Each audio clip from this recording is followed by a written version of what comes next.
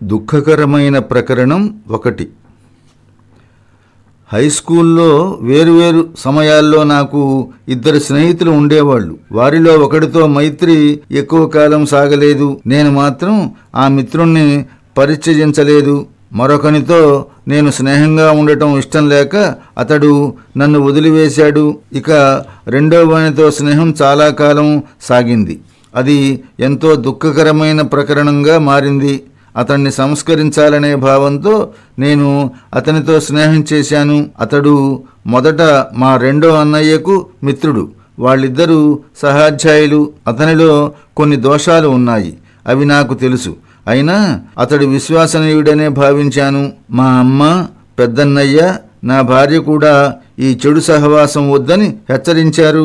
అభిమానం గల భర్తనైన నేను భార్య మాటల్ని పాటిస్తానా? కానీ మా అమ్మ, పెద్దన్నయ్య మాటల్ని వినటం తప్పనిసరి. మీరు చెప్పిన దోషాలు అతనిలో ఉన్నమాట నిజమే, కానీ అతనిలో గల సుగుణాలు మీకు తెలియవు. అతడు నన్ను చెడగొట్టలేదు. మంచిదారికి తీసుకుని వచ్చేందుకే అతనితో స్నేహం చేస్తున్నాను. నేను తన దోషాల్ని సరిచేసుకుంటే అతడు ఉత్తముడవుతాడు. అందుకే అతనితో చేతులు కలిపాను. నన్ను గురించి మీరు విచారపడవద్దు అని అమ్మకు, పెద్దన్నయ్యకు నచ్చజెప్పాను. నా మాటలు మా వాళ్లకు నచ్చాయని అనలేను, కానీ ఇక వాళ్ళు నన్నేమీ అనలేదు. నా దారిన నన్ను పోనిచ్చారు. తరువాత నాదే పొరపాటని తేలింది.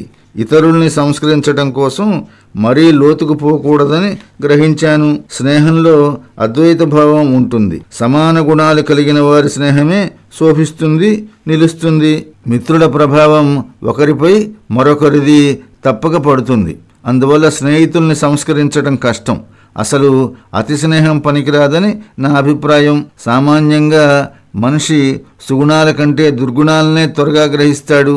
ఆత్మీయ మైత్రిని, భగవంతుని మైత్రిని కోరుకునేవాడు ఏకాకిగా ఉండాలి, లేదా ప్రపంచమంతటితో స్నేహంగా ఉండాలి. ఈ నా అభిప్రాయాలు సరైనవో కాదో తెలియదు, కానీ నా స్నేహ ప్రయత్నం మాత్రం ఫలించలేదు. ఆ వ్యక్తితో స్నేహం చేసినప్పుడు రాజకోటలో సంస్కరణోద్యమం ముమ్మరంగా సాగుతున్నది. మా ఉపాధ్యాయుల్లో చాలామంది చాటుగా మద్యమాంసాలు సేవిస్తున్నారని ఆ స్నేహితుడు నాకు చెప్పాడు. సుప్రసిద్ధులైన రాజకోటకు చెందిన కొందరు ప్రముఖుల పేర్లు కూడా చెప్పాడు. అట్టివారిలో హైస్కూలు వాళ్ళు కూడా కొంతమంది ఉన్నారని చెప్పాడు. ఇదంతా నాకు వింతగా తోచింది. తరువాత బాధ కూడా కలిగింది. వాళ్ళు అలా ఎందుకు చేస్తున్నారని అడిగాను. మనం మాంసం తినం, అందువల్ల మన జాతి దుర్బలమైపోయింది. తెల్లవాళ్ళు మాంసభోజులు, అందువల్లనే వాళ్ళు మనల్ని పరిపాలించగలుగుతున్నారు. నన్ను చూడు, బలశాలిని, చాలా దూరం పరిగెత్తగలను. ఈ విషయం నీకు తెలుసు. నేను మాంసాహారి కావటమే అందుకు కారణం. మాంసాహారులకు కురుపులు లేవవు, గ్రంథులు ఏర్పడవు. ఒకవేళ ఏర్పడినా వెంటనే మానిపోతాయి. మన ఉపాధ్యాయులు, రాజకోట ప్రముఖులు వెర్రివాళ్లు కాదు. వాళ్ళు మాంసం ఎందుకు తింటున్నారనుకుంటున్నావు? మాంసం వల్ల కలిగే ప్రయోజనాలు ఏమిటో వాళ్లకు బాగా తెలుసు. నువ్వు కూడా వారిలాగా మాంసం తిను. కృషితో సాధించలేనిదంటూ ఏమీ ఉండదు. మాంసం తిని చూడు, నీకే తెలుస్తుంది ఎంత బలం వస్తుందో అని నన్ను ప్రోత్సహించాడు. ఇవి అతడు ఒక్క పర్యాయం చెప్పిన మాటలు కావు.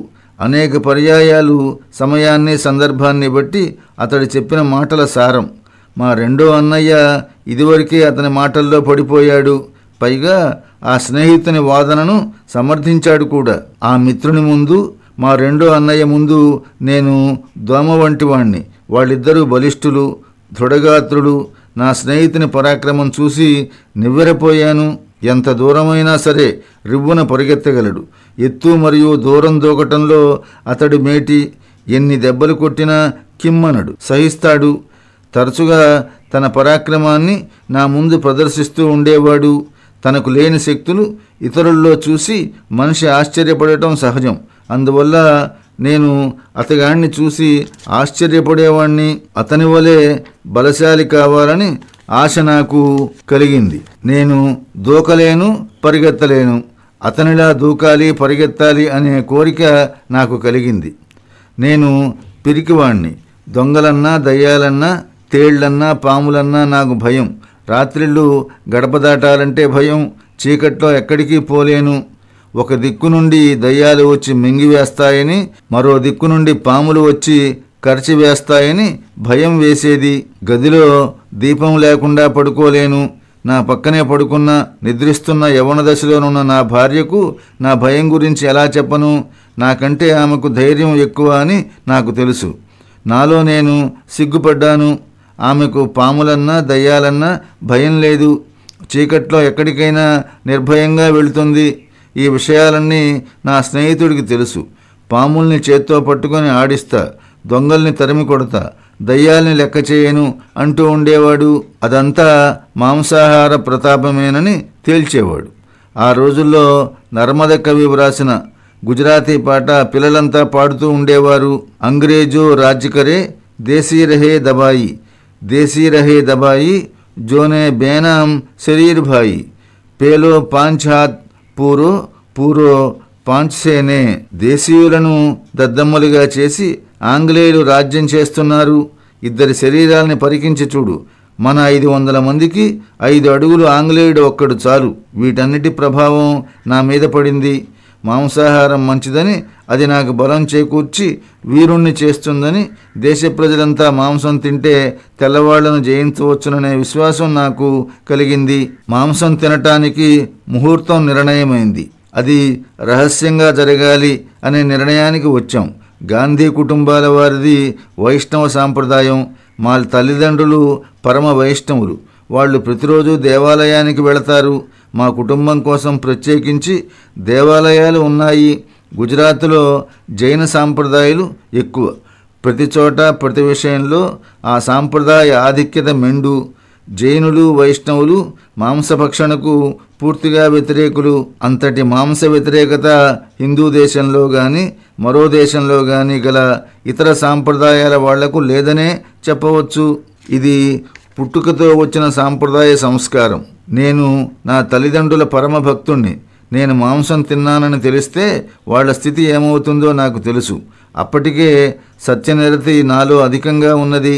నేను మాంసభక్షణ ప్రారంభిస్తే నా తల్లిదండ్రుల్ని మోసం చేయవలసి వస్తుందన్న విషయం నాకు తెలుసు.